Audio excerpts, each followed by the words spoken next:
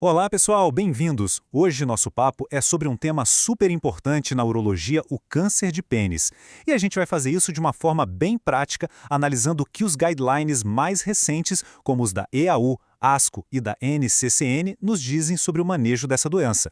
Para começar, vamos dar uma olhada neste mapa. Embora o câncer de pênis seja considerado raro na maior parte do mundo, reparem como ele se concentra em algumas áreas específicas. Essa distribuição geográfica, já acende uma luzinha para a gente, já nos dá uma pista muito forte sobre um dos seus principais fatores de risco. E a resposta para aquela luzinha está aqui, 50,8%. Gente, é mais da metade. Isso mesmo, a grande maioria dos casos tem uma ligação direta com o papilomavírus humano, o famoso HPV. Então, se tem uma informação para gravar daqui, é esta. HPV é, de longe, o fator de risco número 1. Mas claro, não é só o HPV. A gente precisa ficar de olho em outras coisas também, como a fimose, inflamações crônicas tipo balanite, o tabagismo. Toda essa lista ajuda a montar o que a gente chama de perfil de risco do paciente. E reconhecer esses fatores é crucial na nossa prática clínica. Ok, então, com essa base, vamos avançar. Como a gente age na prática no consultório? Os primeiros passos são sempre confirmar o diagnóstico e depois fazer o estadiamento correto da doença. E isso aqui pode parecer básico, mas é o pilar de tudo. Mesmo que uma lesão grite câncer, a gente precisa da biópsia para ter certeza. É o exame histológico que vai dar o nome e o sobrenome do tumor e vai guiar todas as nossas decisões a partir daí, se o tratamento vai ser tópico ou se vai precisar de cirurgia.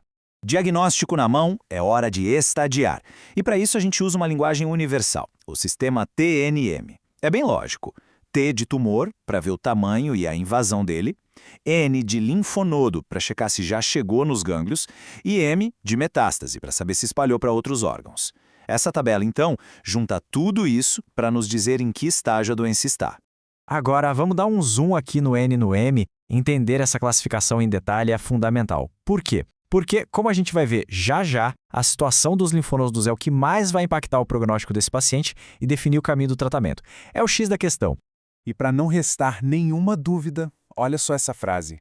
É exatamente isso. Quer saber qual a chance de sobrevida do paciente? Olhe para os linfonodos. Guardem bem esse conceito porque ele é a chave para o manejo do câncer de pênis invasivo. Certo. Diagnóstico feito, estadiamento completo. A primeira grande pergunta agora é: o que a gente faz com o tumor primário, com a lesão em si? E a resposta para essa pergunta é quase uma arte. É sobre encontrar um equilíbrio muito delicado. De um lado da balança, a gente tem a obrigação de remover o câncer por completo, ter o controle oncológico.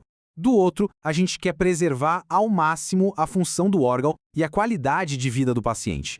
Nosso trabalho é achar o ponto ideal. Na prática, essa balança funciona assim. Para tumores iniciais, T1, T2, podemos pensar em técnicas que preservam o órgão. Mas, quando o tumor já está mais avançado, a prioridade muda. Aí o controle oncológico fala mais alto e cirurgias mais radicais, como a amputação, se tornam um caminho mais seguro. E aqui tem um exemplo prático das diretrizes da AICU. Não precisa decorar cada linha, o importante é entender a lógica. Para cada opção de tratamento, eles dão uma nota, uma força de recomendação baseada nas evidências científicas. É com base nisso que a gente senta e conversa com o paciente explicando os prós e os contras de cada caminho. É a tal da decisão compartilhada.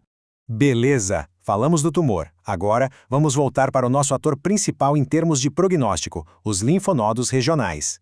Pessoal, prestem muita atenção neste gráfico, é impressionante. Estamos falando de pacientes que no exame físico não têm gânglios palpáveis, os chamados CN0. Se a gente espera para intervir nesses linfonodos, a sobrevida em 3 anos é de 35%. Agora, se a gente intervém cedo, ela pula para 84%. Isso mostra o perigo mortal das metástases ocultas. Então, isso nos leva a uma pergunta clínica fundamental.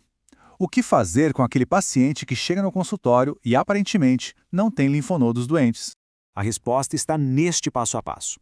Primeiro, a gente estratifica o risco com base no tumor primário.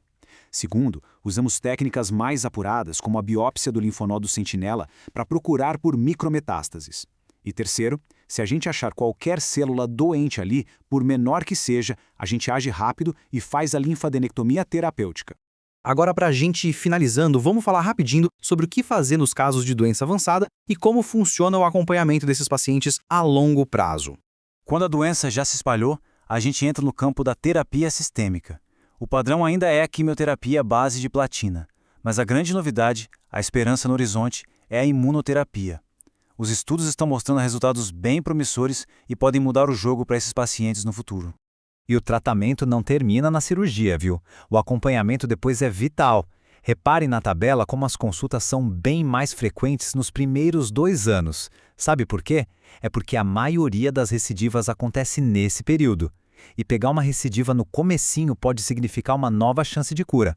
Para fechar, vamos tocar num ponto que é tão importante quanto todo o manejo clínico que a gente viu: o impacto profundo que essa doença tem na vida do paciente. E aqui está o pulo do gato. O acompanhamento não serve só para procurar se o câncer voltou. É para cuidar da pessoa. É dar suporte psicológico, emocional, social. É entender que as cicatrizes que não vemos, muitas vezes, são as que mais doem e demoram para sarar. Essa citação de um paciente diz tudo. A preparação, a conversa franca, o apoio psicológico, isso não é um extra. É parte central e obrigatória do cuidado. Preparar o paciente para a jornada que ele vai enfrentar é tão crucial quanto a técnica cirúrgica em si. Então a reflexão final que eu deixo é essa. O manejo eficaz do câncer de pênis vai muito além de decorar diretrizes. Exige uma abordagem holística, compassiva, exige que a gente trate o câncer sim, mas que acima de tudo a gente cuide da pessoa por inteiro.